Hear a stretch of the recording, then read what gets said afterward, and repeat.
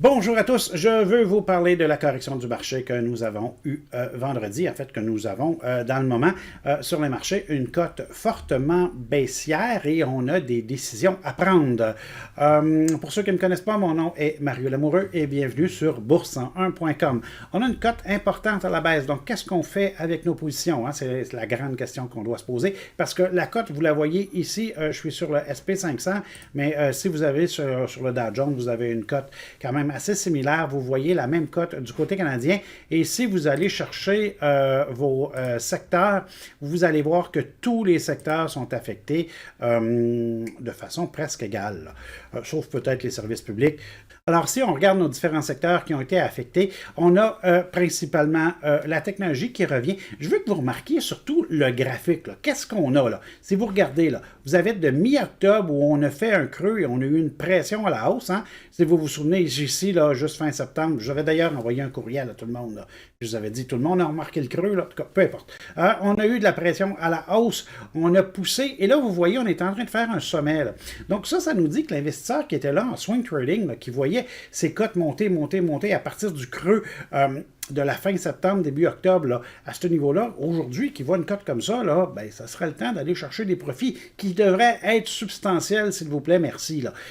Si vous êtes là plus à moyen terme, il faudrait regarder vos positions et les reprendre une par une, regarder vos points de support, est-ce que c'est le temps de sortir? Je n'ai pas dit de vendre, mais de regarder notre position, est-ce qu'on vient briser les supports à la baisse?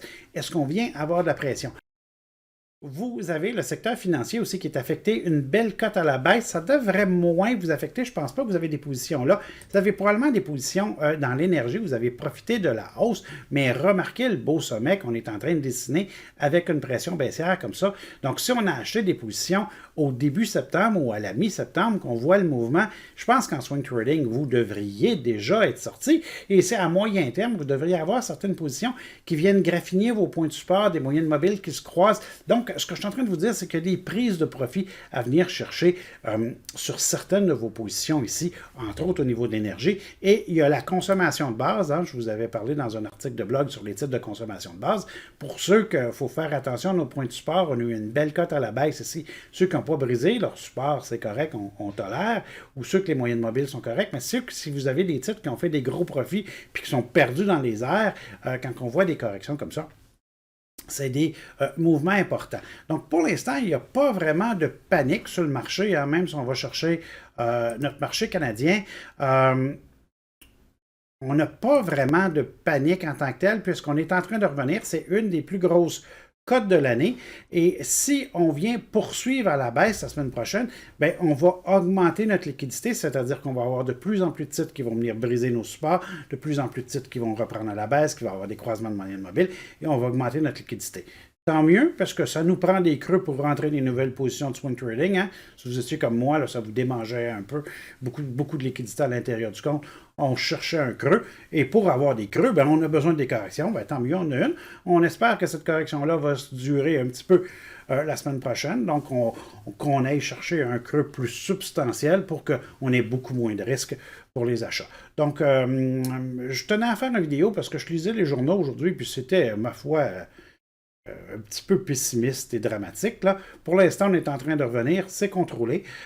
Si jamais ça viendrait accélérer, ben, on va au fur et à mesure augmenter notre liquidité au fur et à mesure que nos supports vont être brisés puis que nos creux vont être brisés. Donc, on gère ça sans émotion, on gère ça de façon intelligente comme on a appris. Ceux qui sont là à long terme, hein, qui ont acheté des titres à dividendes, là, oubliez ça, vous venez de perdre 5 minutes de votre vie, on ne réagit pas par rapport à des petites corrections de marché comme ça si on est un investisseur à long terme.